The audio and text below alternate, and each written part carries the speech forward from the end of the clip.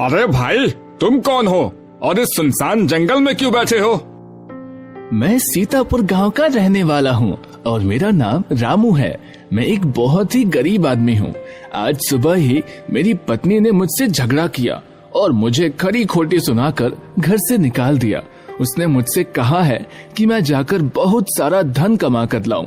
इसीलिए मैं किसी काम की तलाश में अपने घर से निकला हूँ और चलते चलते थक कर इस पेड़ के नीचे बैठ गया। रामू, मैं देवपुर का प्रसिद्ध ज्योतिषी हूँ, चंद्र नारायण। अगर तुम चाहो तो मैं तुम्हारी गरीबी को दूर करके तुम्हें राजा बना सकता हूँ। क्या सचमुच ऐसा हो सकता है? हाँ रामू, ऐसा हो सकता है, लेकिन राजा बनने के लिए तुम्हें थोड़ा कष्ट सहना पड़ेगा। कष्ट? कैसा कष्ट? रामू, मुझे तुम्हारे हाथों में राजयोग की रेखा बनानी पड़ेगी। लेकिन हाथ में ऐसी रेखा किस प्रकार बनाई जा सकती है? मुझे कटार से तुम्हारी हथेली पर एक रेखा खींचनी होगी। ऐसा करने से तुम्हें थोड़ा दर्द तो महसूस होगा, लेकिन उसके बाद तुम्हारी किस्मत बदल जाएगी और तुम्हारी किस्मत के बंद दरवाजे हमेशा के लिए खुल जाएंगे। ज्योतिषी की बात सुनकर रामू सोच में पड़ गया और फिर कुछ देर तक सोचने के बाद वह कहने लगा, मुझे आपकी बात मंजूर है ज्योतिषी जी। आप जल्दी से मेरी हथेली पर एक ऐसी रेखा खींच दीजिए। यह सुनकर ज्योतिषी ने अपनी कटार निकाली और रामू के हाथ में एक राजयोग की रेखा बना दी और फिर बोला, रामू, अब तुम यहाँ से जाओ। तुम्हारी किस्मत में राजयोग अब बन चुका है। जल्दी ही तुम किसी देश के राजा जरूर बनोगे। रामू ने ज्योतिषी को प्रणाम किया और वहाँ से चल दिया। उसके जाने के बाद ज्योतिषी भी देवपुर की ओर निकल गया। रामू खुशी से उछलता कूदता आगे बढ़ जा रहा था। राजा बनने की खुशी में वह काम धंधे की बात तो पूरी तरह से भूल ही चुका था। अब तो वह यह सोच रहा था, अब मैं राजा बन जाऊंगा तब अपने गांव वालों को दिखाऊंगा कि मैं निखट्टू नहीं हूँ। मुझे राजा बना हुआ देखकर मेरी पत्नी जानकी और बच्चे बहुत ही खुश हो जाएंगे। इस नगर में जाने से पहले क्यों ना मैं इस मंदिर में शीश झुकाता चलूं। यह सोचकर रामू नजदीक के ही एक मंदिर में चला गया। मंदिर में जाकर उसने भगवान की मूर्ति को प्रणाम किया और कहने लगा, हे प्रभु, मुझ दुखियारी की पुकार सुन लो और मुझे गरीब से राजा बना दो। रामू भगवान की मूर्ति के आगे खड़ा था कि तभी दो सैनिक वहाँ पर आए और उससे कहने लगे, तुम्हें हमारे महामंत्री जी ने बुलाया है। लेकिन क्यों? इस प्रश्न का उत्तर तो महामंत्री जी ही देंगे। वे तुम्हारी प्रतीक्षा कर रहे हैं। अच्छा, तो फिर चलो। रामू उन सैनिकों के साथ चल पड़ा।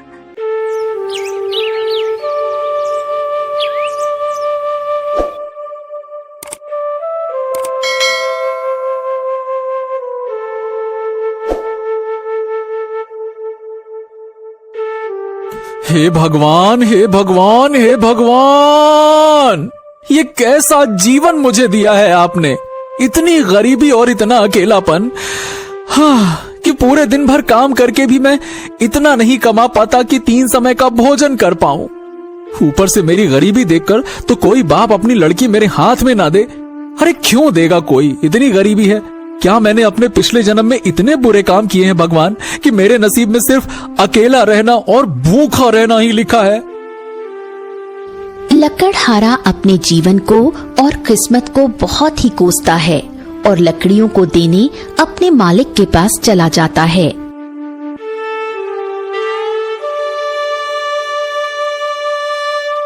क्या बात है लकड़हारे, मुझे तुझसे यही उम्मीद थी। वैसे तो तू किसी काम का है नहीं, ऊपर से गरीब और फटीचर है। तुझे कोई काम पर रखना तो चाहता नहीं है, पर हाँ, तू ये लकड़ियाँ लाने का काम तो बखूबी करता है। मेरे उम्मीद से भी अच्छा काम करता है। इसीलिए आज मैं काफी खुश हूँ। ये ले 5 तांबे के सिक्के रख और दफा हो जा यहाँ से। और हाँ, कल लकड़ियाँ चाहिए, मुझे समय पर दे जाना, ठीक है? चल जा। जी मालिक। अरे भाई ये क्या, उसने इतनी मेहनत की, जंगल जाकर लकड़ियां लेकर आया और तूने उसे सिर्फ 5 तांबे के सिक्के दे दिए हैं? अरे ये तो बहुत कम है, इससे तो उसका दिन भर का गुजारा भी मुश्किल से होता होगा, क्यों? अरे क्या है ना कि वो थोड़ा मूर्ख किस्म का आदमी है, उसे पता ही नहीं है कि किस काम के कितने पैसे मिलते हैं और कितने नहीं। और दुनिया का नियम है भैया, मूर्ख और कमजोरों को तो शुरू से ही दबाया जाता है, और फिर मैं अपना फायदा देखूं कि इन जैसे मूर्खों का है। अरे वो सब तो ठीक है कि तूने इसे ठग लिया क्योंकि ये मूर्ख है, लेकिन क्या इसके परिवार वाले भी मूर्ख हैं जो कुछ नहीं कहते इसे? अरे कैसे कहेंगे, जब कोई परिवार होगा तब तो कहेगा ना। अरे बचपन में ही इसके माँ बाप चल बसे थे और गरीबी के कारण इसकी शादी नहीं हो पा रही। अब ये बेचारा करे भी तो करे क्या। बचपन में मैंने ही इसे सहारा दिया था और बचपन से ही ये मेरे लिए काम करता आ रहा है। इसे दुनियादारी के बारे में कुछ नहीं पता है। तू ना बहुत घटिया इंसान है यार, मतलब इतने साल से ये तेरे लिए इतने कम पैसों में काम कर रहा है, इससे ज्यादा तो भिखारी कमा लेते हैं एक जगह पर बैठे बैठे। शहर में एक खुशहाल परिवार रहा करता था। उस परिवार में पति पत्नी और उनकी एक बच्ची शिवानी थी। शिवानी को ढोलक बजाने और नाचने गाने का बहुत शौक था, लेकिन घर वालों की अनुमति न होने के कारण वो मुश्किल से ही ढोलक बजा पाती या फिर नाच गा पाती थी। माँ, आज पड़ोस में एक शादी है, उन्होंने मुझे भी बुलाया है ताकि मैं ढोलक पर नाच सकूं और ढोलक भी बजा सकूं। क्या आप मुझे वहाँ तक जाने देंगी? शिवानी की माँ को शिवानी के नाचने गाने से कोई शिकायत नहीं थी, लेकिन शिवानी के पिता इन सब चीजों को पसंद नहीं किया करते थे। ठीक है शिवानी, तुम जाओ, लेकिन समय पर घर वापस आ जाना। शिवानी अपनी पड़ोस में चली जाती है और वहाँ मस्ती करके समय पर घर भी आ जाती है। लेकिन उसके बाद शिवानी हर रोज उसी समय अपने घर से बाहर निकलने लगती है। क्या बात है, आजकल शिवानी बहुत बाहर जाने लगी है, तुम उस पर ध्यान नहीं देती? जी मैं ध्यान देती हूँ, आज मैं उसको समझा दूंगी, फिर वो ऐसा कभी नहीं करेगी। शिवानी की माँ शिवानी को समझाती है। शिवानी, तुम्हें मैंने कितनी बार कहा है ना, अपने पापा के आने से पहले घर आ जाया करो, लेकिन तुम मेरी बात सुनती नहीं हो। अब तुम्हारे पापा ने तुम्हारा बाहर जाना ही बंद कर दिया है, अब तुम कहीं नहीं जा सकती। लेकिन माँ, मैं तो बस ढोलक बजाने जाती हूँ, मुझे ढोलक बजाना बहुत पसंद है। आप प्लीज पापा को बोलिए ना, वो मुझे जाने दे। अभी तुम्हें कुछ दिन नहीं जाना होगा शिवानी, क्योंकि तुम्हारे पापा अभी गुस्से में हैं। तुम अभी कुछ दिन घर पर ही रहो। लेकिन न जाने शिवानी के ऊपर कौन सा भूत सवार होता है। वो अगली सुबह उसी समय फिर से घर से निकल जाती है, लेकिन इस बार वो घर वापस ही नहीं आती है। इसके बाद उसके पापा खुद को बहुत शर्मिंदा महसूस करते हैं और शहर और वो घर छोड़कर हमेशा के लिए वहाँ से चले जाते। बुंदेलखंड के सूखे पठारों पर बसा था एक गांव माधोपुर। वहीं एक टूटी फूटी झोपड़ी में रहता था शिवा, एक गरीब, मेहनती और ईमानदार युवक, जिसे किस्मत जैसे बार बार धोखा देती रहती थी। शिवा खेत में फावड़ा चला रहा था। तपती धूप में पसीने से लथपथ चेहरा, पर हिम्मत अब भी बाकी थी। खेत बंजर पड़ा था, पानी की एक बूंद तक नहीं थी। इतनी मेहनत कर ली हमने, फिर भी हमारे खेतों में कुछ न उग रहा। हमारी तकदीर तो ऐसा लग रहा है कि सच में पत्थर ही पर लिखी गई है। तभी उसका दोस्त प्रीतम वहाँ आ पहुँचा। काय रे शिवा, तू फिर से मिट्टी खोद रहा है? अरे हमने तो सुना है कि इस बार तो बीज ने भी मना कर दिया कि भैया हम इस मिट्टी पर ना उगे हैं। अरे प्रीतम, तू तो जानता है मेहनत करने वालों को भगवान देर से देता है, पर देता जरूर है। भगवान? अबे तेरे हिस्से का तो भगवान भी भूल गया। पूरा गांव कहता है कि तू तो जन्मजात बदकिस्मतैया है। हाँ, ज्यादा खीखी करके दांत न दिखाओ, बड़े आए। हमने भी सुनो है लोग क्या कह रहे, पर प्रीतम सही बताएं तो हमारे अंदर से ना एक आवाज कहती है कि हमारी तकदीर बदलेगी जब कोई भी ना मानेगा ना पूरे गांव में तब भी हमको लग रहा है कि हमारी तकदीर तो बदलेगी। हाँ, अबे तू भी ना शिवा सपनों की रोटी पर जिंदा है, कम से कम हमारा दिल तो जिंदा है प्रीतम, और उम्मीद भी।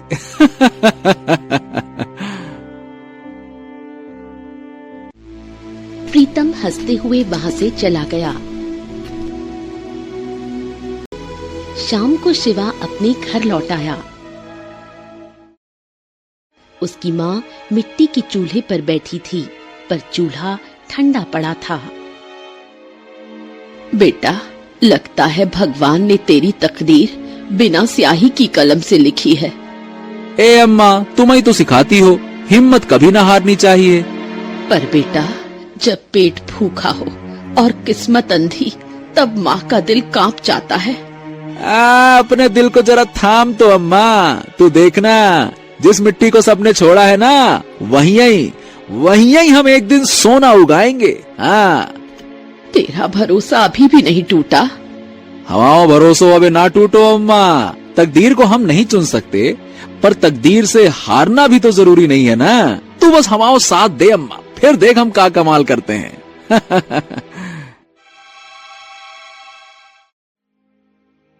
कुछ देर बाद शिवा सो गया। अगली सुबह शिवा खेत जाने को तैयार होने लगा। तभी उसकी माँ उससे बोली, बेटा, घर में लकड़ियाँ खत्म हो गई हैं, चूल्हा कैसे जलेगा? हाँ तो ठीक है अम्मा, हम जंगल से लकड़ियाँ लाए दे रहे, उसके बाद खेत चले जाएंगे। ये कहकर शिवा जंगल की ओर निकल पड़ा। वो आधे रास्ते पहुंचा ही था कि उसे रास्ते में उसके कानों में उसकी प्रेमिका वृंदा की आवाज टकराई। अरे शिवा, तुम यहाँ? इस वक्त तो तुम खेत में होते हो, आज जंगल क्यों जा रहे हो? वृंदा, अरे वो कहा है कि घर में लकड़ियाँ खत्म हो गईं। खेत का काम हम बाद में करेंगे, पहले अम्मा के चूल्हे की चिंता तो दूर कर दें। कल दूसरे गांव से लड़के वाले आए थे मुझे देखने, सब देखकर चले भी गए। तुम अपनी माँ को पिताजी के पास भेज दो, वरना देर हो जाएगी। अब तुम हमारी हालत तो जानती हो वृंदा, गांव में हर कोई हमारी तकदीर का मजाक उड़ाता है। हम दिन रात मेहनत करते हैं, पर पता नहीं कहां से कोई न कोई आफत आ ही जाती है। अरे यहाँ तक कि हमारी अम्मा भी हमारी तकदीर को कोसती हैं। अब बताओ भला, ऐसे में तुम्हारा हाथ मांगने की हिम्मत हम कहाँ से लेके आए? मैं रोज मंदिर में पूजा करके तुम्हारे लिए प्रार्थना करती हूँ। गाँव वाले जो बोलते हैं वो उनकी मूर्खता है। इंसान की तकदीर से ज्यादा उसकी सोच मायने रखती है। तुम्हारी सोच साफ है, तुम्हारा दिल सच्चा है। एक दिन यही सोच तुम्हें बहुत आगे ले जाएगी शिवा। वृंदा के शब्दों ने शिवा के मन में एक हल्की सी उम्मीद की लौ जला दी। वृंदा घर लौट गई और शिवा जंगल की ओर बढ़ गया, पर इस बार उसके मन में कुछ और ही गहराइयां चल रही थीं। अरे कभी भी कुछ ठीक काहे नहीं होता है, मैं समझ में नहीं आ रहा। मेहनत करता हूँ, दुआएं भी मिलती हैं, अब फिर भी हर बार सब बिगड़ ही क्यों जाता है, समझ नहीं आ रहा। गहरी सोच में डूबते हुए वो जंगल में लकड़ियां काटने लगा। रचना की शादी जिस घर में होती है, उस घर के लोग एक नंबर के फुक्कड़ होते हैं। क्या लेकर आई है तू दहेज में? वही 10 तोले सोने, 20 लाख कैश और ये 10-20 लाख का सामान। तेरे बाप ने तो हमें लूट लिया। खाने में भी कुछ खास नहीं था, वही 5 स्टार का खाना, चाट पकौड़ा, मेरा तो पेट ही नहीं भरा। शादी में भी भाभी आपकी साइड की एक ढंग का लड़का नहीं था जिसको देखकर पूरी शादी एंजॉय करे। सर नीचे करके रचना सभी की बात सुन रही थी। उसको तो पहले ही पता था कि उसका ससुराल एक नंबर का भुक्कड़ लोगों का ससुराल है। बस वो तो प्यार था सतीश का, जो रचना ने इस घर में शादी कर ली। अच्छा भाभी, जरा अपना सूटकेस खोलो, देखिए तो क्या क्या है आपकी सूटकेस में। कुछ खाने पीने का हो तो मुझे दे देना। हलवाई देखा तो था मैंने उसके घर में। हाँ, हमारे यहाँ रिवाज है, नई बहू जब बक्सा खोलती है तो सास और ननद को जो पसंद होता है वो उठा लेती है। और हाँ, ये नहीं कि पहले अच्छी अच्छी साड़ियाँ निकाल के अपनी अलमारी में बंद कर ले। माँ, अलमारी खुलवाई की रस्म क्यों नहीं होती? अरे वो भी करेंगे बेटा, अलमारी खुलवाई, सूटकेस खुलवाई, सारी रस्में करेंगे। वहीं ससुर जी की आवाज आती है। अरे रचना, शादी से पहले एक बार तूने बिरयानी भेजी थी सतीश के हाथ से, वही वाली फिर बना देना।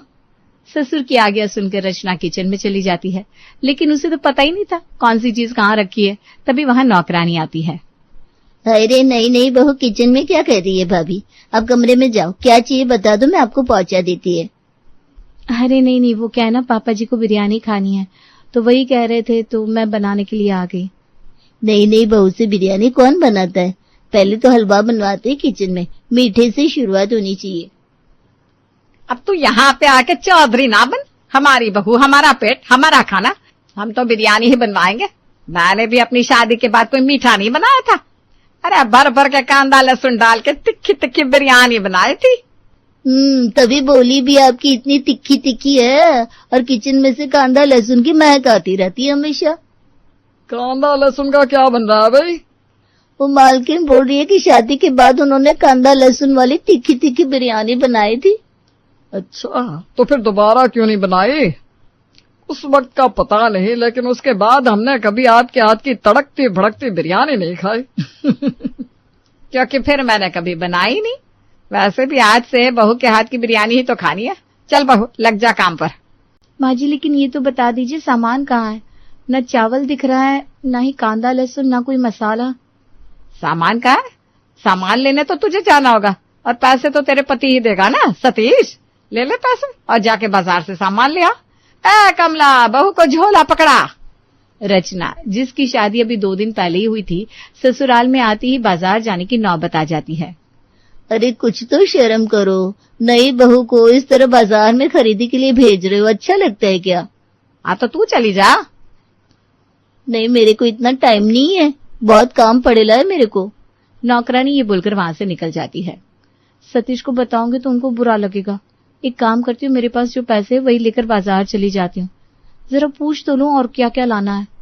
माँ जी, पैसे तो है मेरे पास, अब बता दीजिए क्या क्या लाना है। अच्छा, पैसे है तेरे पास? बाजार से राशन लाने जा रही है ना, तो मेरे लिए भी कुछ लेकर आ, लिस्ट देते हूँ। रचना के सास, ससुर और ननद मिलकर उसे इतनी लंबी लिस्ट देते हैं कि वो देखते ही चक्कर खा जाती है। इतना पैसा नहीं है मेरे पास। एक काम करती हूँ, बिरयानी बनाने का सामान लेकर आती हूँ, बाकी का सामान इनसे पैसे लेकर ले आऊंगी। रचना बाजार जाती है और दुकान वाले से सामान ले रही होती है कि दुकान वाला, बेटा तुम शर्मा जी की बहू हो ना?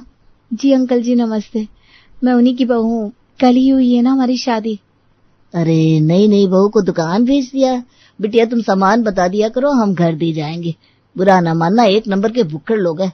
इतना राशन लगता है उन लोगों के घर, जितना तो मोहल्ले भर के लोगों को लगता है, और सब खत्म। भला उनके बेटे का जो अच्छा कमाता है, खूब खिलाता है। पता नहीं कितनी तो खाना बनाने वाली भाग गई उन लोगों के घर से। अंकल, मेरा ससुराल है वो, प्लीज आप ऐसे मत बोलिए, मुझे अच्छा नहीं लग रहा है। सॉरी बेटा, लेकिन उन लोगों को कोई भी चीज फ्री में मिल रही हो ना, तो सारा घर टूट पड़ता है लेने के लिए। रचना कुछ नहीं कहती, मुस्कुराती है और वहां से घर आ जाती है।